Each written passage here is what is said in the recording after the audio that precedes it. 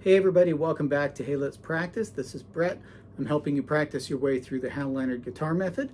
If you're enjoying the videos so far, do me a favor, subscribe to the channel, drop me a like, drop me a comment, share the videos, let me know how you're doing.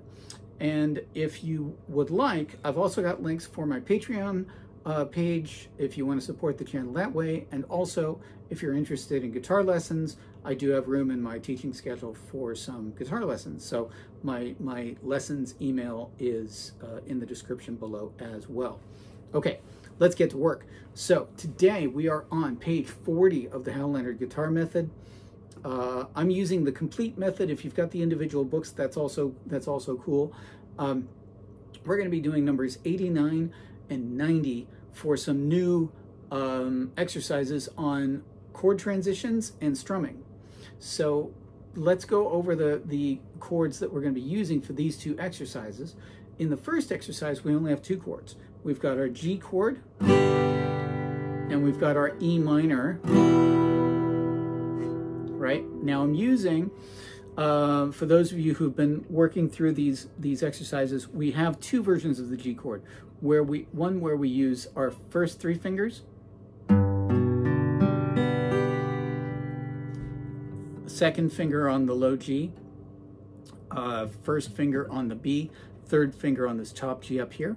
But in this exercise, I think it's easier if we use, I call this our 1, 2, 3 G.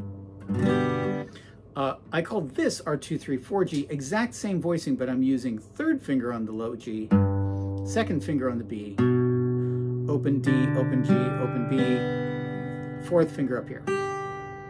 This relates a little more easily to our E chord, E minor, yeah? Because I can just play this and then bring this finger back to play open E, second fret of the A string B, second fret of the D string E, and then everything else open. All right, so the 2, 3, 4 G relates really easily to the 2, 3 E minor.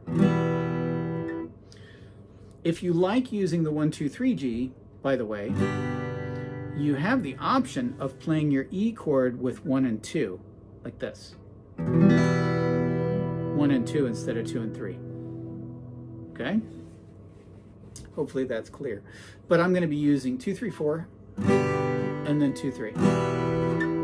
And I scoot, you may notice that I scoot my second finger back when I go to the E. I scoot it back to give me a little bit more room. So, all right, let's give it a shot. So, when you make the transition, I say, my rhythm, by the way, is 1 and 2 and 3 and 4 and 1 and 2 and 3 and 4 and. So the strokes are down, down, up, down, up, down, up, down, down, up, down, up, down, up. All right? So the way that plays out with the chords is we say 1 and 2 and 3 and 4 and 1, 2 and 3 and 4 and. All right? Now, when you're first practicing this, that transition is not going to be smooth. So take your time. You can always say 1 and 2 and pause for a second, get your E minor ready, and say 3 and 4 and get your G ready again, and you can say 1, 2 and 3 and 4 and. Okay, so take your time, get the feeling in your hand of where those chords are so that you minimize the amount of transition time between the two. The other thing that you can do is you can lift up the 8th note before you get to the E minor and the 8th note before you get to the G to make your transition. You can do this. 1 and 2 and 3 and 4 and 1, 2 and 3 and 4 and. Okay? So you don't have to play 2 and 3. That's when you're trying to do that at speed, that's a super quick transition. So 1, 2 and 3 and 4 and 1, 2 and 3 and 4 and 1, 2 and 3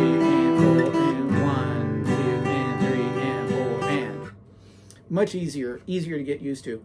And eventually, you might be able at certain tempos to make those transitions a little quicker, but don't sweat it, right? Okay, let's go on to number 90. Play that line, by the way, like 100 times, because those two chords relate to each other really, really easily, and kind of get that that feeling down. Okay, number 90, we have 3 chords. We have our D chord, which is our open D. Oops, sorry, open D. 2nd fret of the G string A, 3rd fret of the B string D, 2nd fret of the E string F sharp. Check to make sure that all strings are ringing and that you're not getting this. Sorry.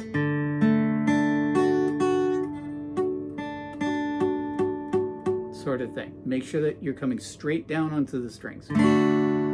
Okay, so there's our D chord. And then we have our C chord, 3rd fret of the A string C, 2nd fret of the D string E, open G, 1st fret of the B string C, open E. And again, make sure that they all ring and that you're not getting that sort of thing.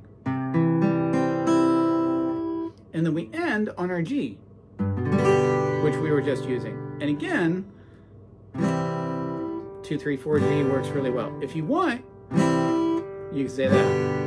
It's up to you. It's always up to you. Whatever fingering you prefer for any particular chord is perfectly fine if you practice it enough so that the transition is smooth and easy. I'm not going to tell you to use this fingering or that fingering or whatever.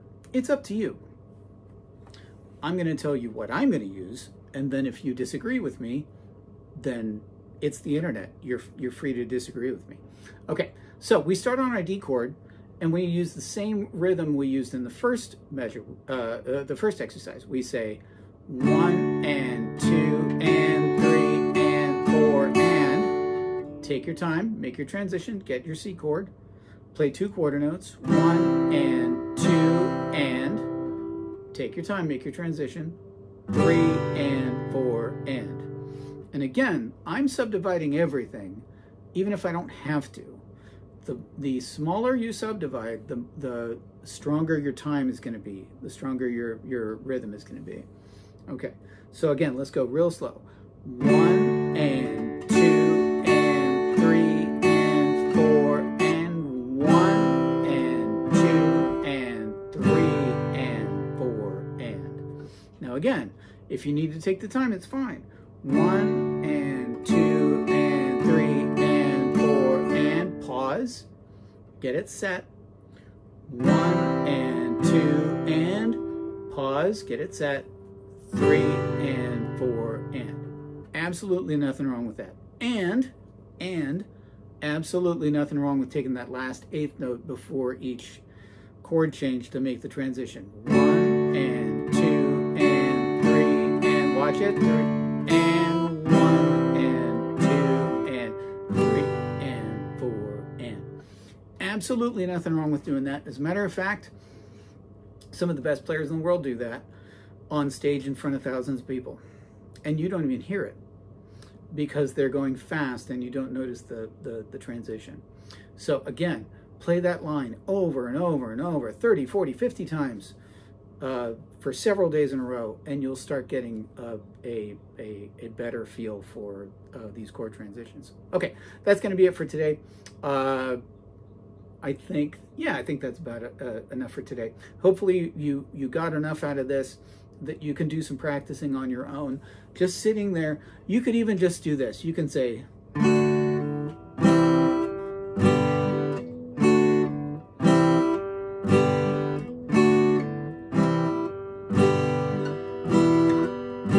and just sit and go in between the chords over and over and over and say D major, E minor, C.